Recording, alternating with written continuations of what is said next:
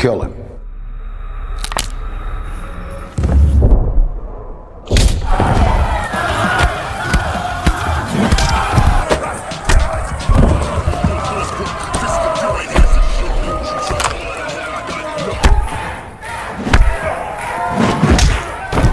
Pada video kali ini saya akan menceritakan alur sebuah film action yang berjudul Bare Knuckle. Film ini bercerita tentang seorang kakak yang nekat masuk ke sarang mafia untuk membalaskan dendam atas kematian adiknya yang dibunuh secara mengenaskan. Ingin tahu seperti apa keseruan filmnya? Kalau begitu langsung saja kita mulai alur cerita selengkapnya.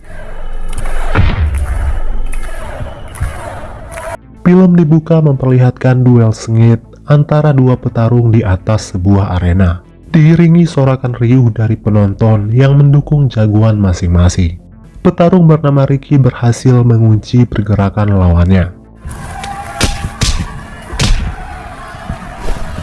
Kemudian Ricky mengarahkan pandangannya ke salah satu penonton, yang merupakan bosnya yang bernama Tommy. Tampak Tommy memberikan sebuah kode kepada Ricky agar dia menghabisi lawannya tersebut. Kill him.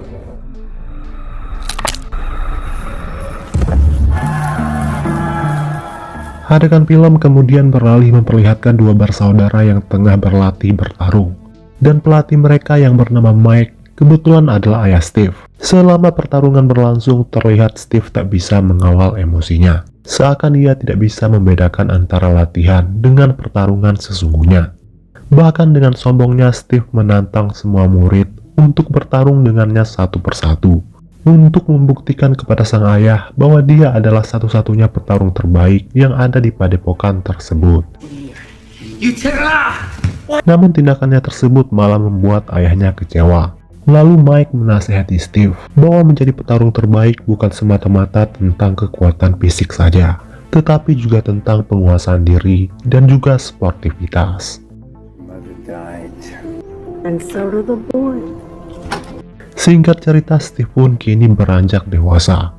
Terlihat ia sedang menikmati kebersamaan dengan ayah dan juga adiknya Joey. Diketahui kalau Joey sudah menikah dan memiliki seorang anak. Lalu Steve mengajak keponakannya bermain, sedangkan Joey yang seorang polisi bercerita kepada sang ayah tentang kasus yang saat ini tengah ia tangani, di mana polisi menemukan mayat seorang pria tak dikenal dalam kondisi luka lebam di sekujur tubuhnya. Setelah dilakukan visum, polisi pun meyakini bahwa pria tersebut mati dalam sebuah pertarungan liar ilegal. Joey merasa bersemangat mengusut kasus ini, karena jika berhasil tentu ini akan sangat baik bagi karirnya di kepolisian yang diketahui baru saja dimulai. Akan tetapi Mike justru khawatir kalau kasus ini akan berbahaya bagi keselamatan Joey, karena ia tahu seperti apa kejamnya dunia tarung liar yang kebanyakan dinominasi oleh sekelompok mafia berbahaya. Namun Joey meyakinkan sang ayah agar tidak perlu khawatir, mengingat ia memiliki latar belakang bela diri yang mumpuni, yang dilatih oleh ayahnya sejak ia masih kecil. Untuk itulah Joey cukup percaya diri menyamar sebagai petarung demi penyelidikan kasus ini. Di sini Mike sudah berusaha melarang anaknya, namun tampaknya keputusan Mike sudah bulat untuk menerima tugas ini. Hingga mau tidak mau Mike hanya bisa menasehati Joey agar selalu berhati-hati dalam menjalankan tugasnya nanti.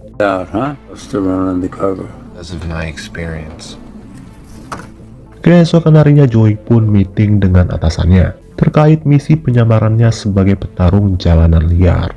Joey diminta menyamar sebagai orang biasa yang terpaksa menjadi petarung liar karena terlilit hutang. Tetapi Joey tidak sendiri dalam misi tersebut. Ia akan dibantu oleh partnernya yang seorang mantan napi bernama Arnie. Karena Arnie yang seorang mantan kriminal tentu sudah sangat paham mengenai dunia bawah tanah termasuk cara kerja pertarungan liar. From my recollection, This undercover thing's going to your head. I got a car.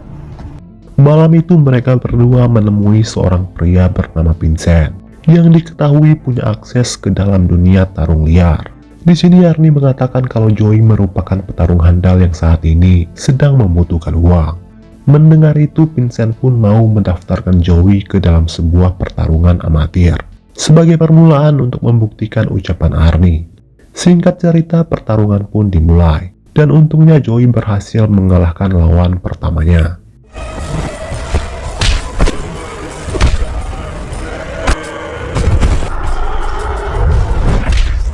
Di belakang arena, seorang pria tak dikenal terlihat memantau Joey secara diam-diam. Di keesokan harinya, Steve mendatangi Joey. Ternyata ia sudah mengetahui tentang penyamaran Joey dari Mike ayahnya. Sama seperti Mike, Steve juga tidak setuju Joey mengambil tugas ini, yang ia nilai sangat berbahaya bagi keselamatan Joey. Joey berkata kalau ia sadar akan resiko yang tengah ia hadapi. Namun ia juga sangat optimis kalau ia mampu menyelesaikan misi tersebut. Brother, these guys are no joke. Dad breathing down my neck, Lalu Vincent kembali mengatur sebuah pertarungan.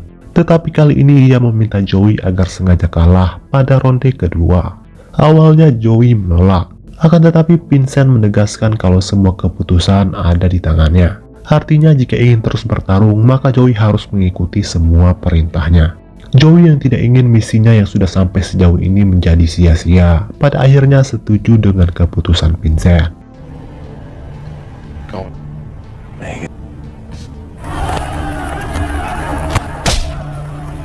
Sesuai perintah dari Vincent, Joey dengan sengaja mengalah dalam pertarungan ini. Ia pun pasrah saja saat dihajar dan ditumbangkan oleh lawannya. Orang yang memantau Joey tempo hari ternyata adalah tangan kanan Vincent yang bernama Chris. Diketahui kalau Chris adalah mantan seorang napi. Chris baru saja teringat kalau Joey adalah seorang polisi yang dulu pernah ia lihat di penjara. Dari sini Chris sangat yakin kalau Joey sengaja menyamar sebagai petarung untuk mengusut kasus pertarungan liar ilegal yang dijalankan oleh Vincent. Setelah mengetahui akan hal itu, Vincent tidak langsung bertindak saat itu juga. Sepertinya ia akan merencanakan sesuatu untuk memberi pelajaran kepada Joey.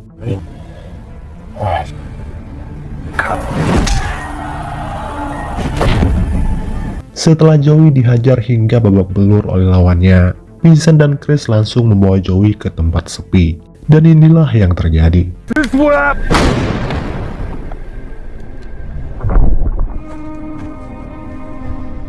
Keesokan harinya, atasan Joey datang menemui Mike untuk menyampaikan kabar duka terkait penemuan mayat Joey yang tewas ditembak dalam kondisi babak belur setelah kalah dalam pertarungan liar.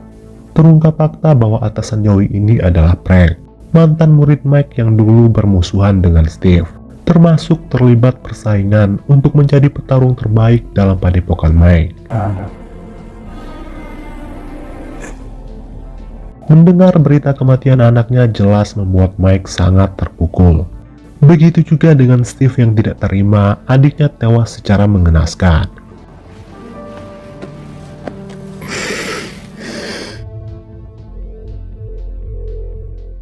Selesai upacara pemakaman Joey, Frank pun menghampiri Mike untuk mengucapkan bela sungkawa. Ia berkata kalau petugas kepolisian telah membentuk tim khusus untuk mengusut kasus kematian Joey. Di malam harinya, Arnie juga harus bernasib sama dengan Joey. Tiba-tiba Vincent menghampiri dan langsung menembak Arnie hingga tewas di tempat.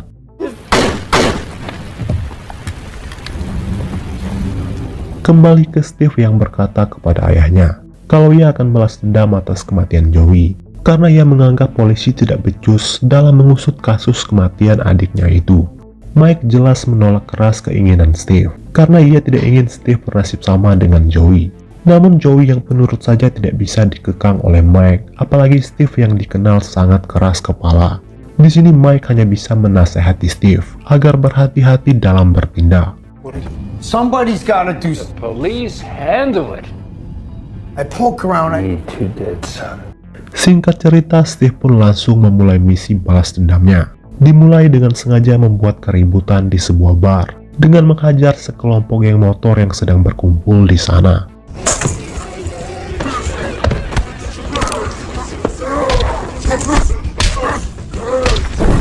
Tujuan Steve pamer skill bertarung tak lain untuk menarik perhatian bos mafia pertarungan liar agar merekrutnya menjadi petarung. Maka dengan begitu Steve akan bisa lebih mudah menemukan siapa pelaku pembunuh adiknya. Secara kebetulan saat itu Vincent sedang nongkrong di sana dan melihat aksi Steve tersebut.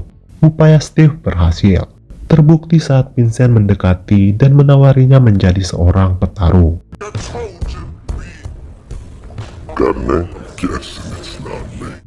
Singkat cerita, Steve pun akhirnya menjadi petarung favorit Vincent yang telah memenangkan berbagai pertarungan.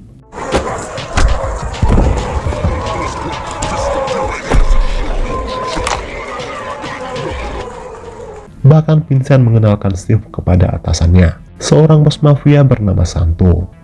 Santo telah mendengar reputasi Steve yang mampu membantai puluhan geng motor hanya seorang diri. Santo yang tertarik dengan Steve bahkan tanpa ragu bertaruh uang yang sangat besar atas namanya. Perfectly. Straight ways. Should be a great fight. This could be the beat. Setelah memenangkan pertarungan malam itu, Steve dihampiri oleh seorang petarung lainnya yang bernama Raymond. Diketahui kalau Raymond adalah teman Joey saat dulu ia menyamar sebagai petarung. Ternyata Raymond tahu kalau Steve adalah kakak dari Joey yang sedang dalam misi untuk balas dendam atas kematian adiknya. Walau begitu, Raymond berjanji kalau ia tidak akan bercerita kepada siapapun tentang penyamaran Steve, karena Raymond memang berharap Joey sahabatnya mendapatkan keadilan. It kind of makes things right for me. Revenge will make things right for everyone. Get the shower head over the top. Sejak saat itu, Steve dan Raymond menjadi sahabat dekat.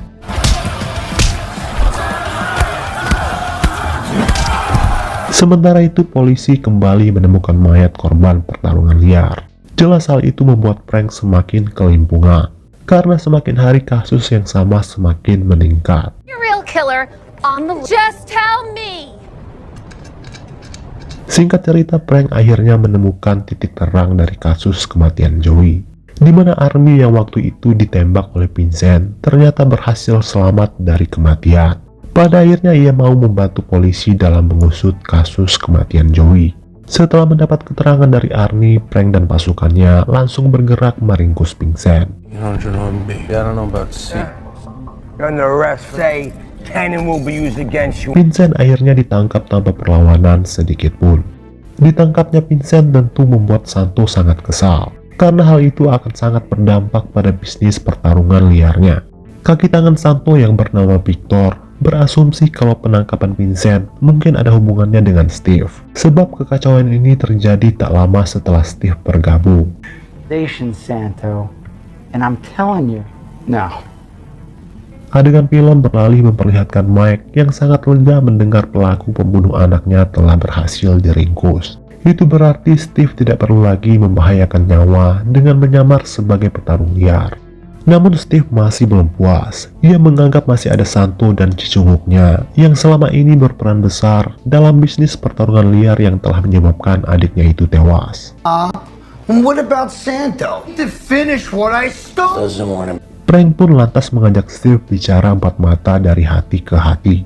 Frank memohon kepada Steve untuk berhenti bertarung setidaknya beberapa hari saja, agar pihak kepolisian bisa fokus dalam mengusut kasus ini sampai ke akar-akarnya.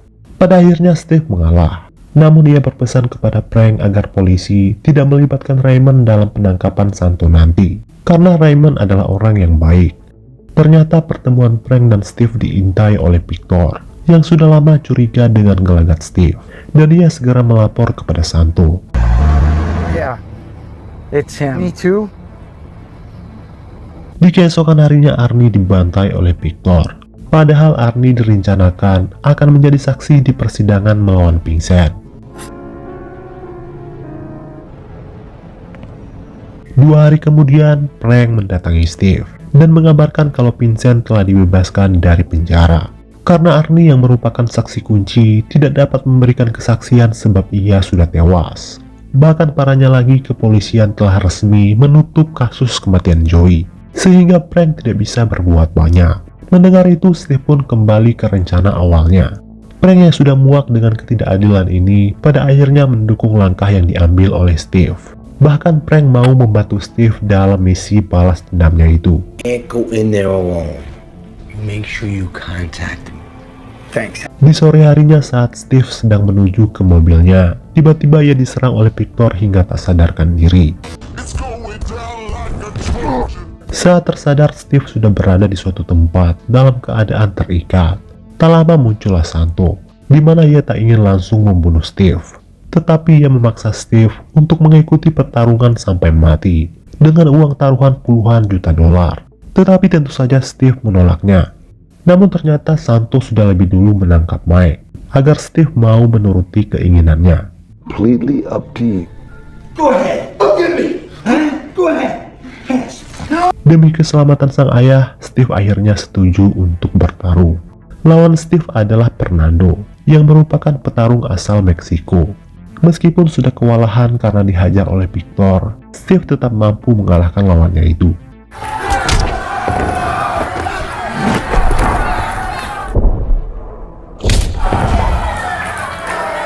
Setelah itu, Steve harus berhadapan dengan sahabatnya sendiri, yaitu Raymond. Awalnya Steve menolak, tetapi Raymond memaksanya. Alhasil mereka berdua sengaja menyajikan pertarungan yang tidak serius, alias main-main.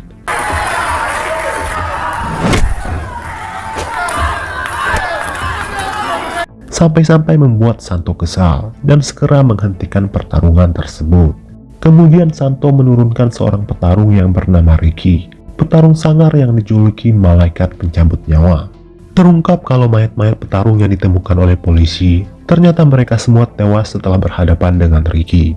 Seperti yang kita lihat di awal film tadi.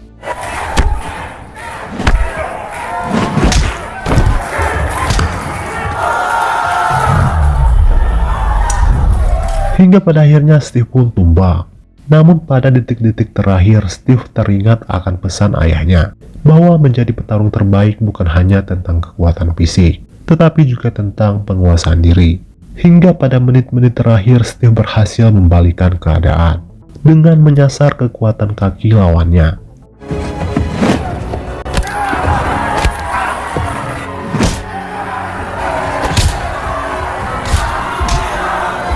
Sehingga membuat lawannya itu tak berkutik sedikit pun. Menyaksikan hal itu, Santo pun langsung menyuruh anak buahnya untuk membunuh Steve. Beruntung polisi datang tepat waktu dan langsung meringkus Santo beserta anak buahnya. Sedangkan Steve tanpa ampun mematahkan leher Ricky sebagai balas dendam atas kematian korban-korbannya selama ini, termasuk Joey adiknya. Sehingga dengan begitu Ricky sudah tidak bisa lagi bertarung seumur hidupnya dan film pun selesai.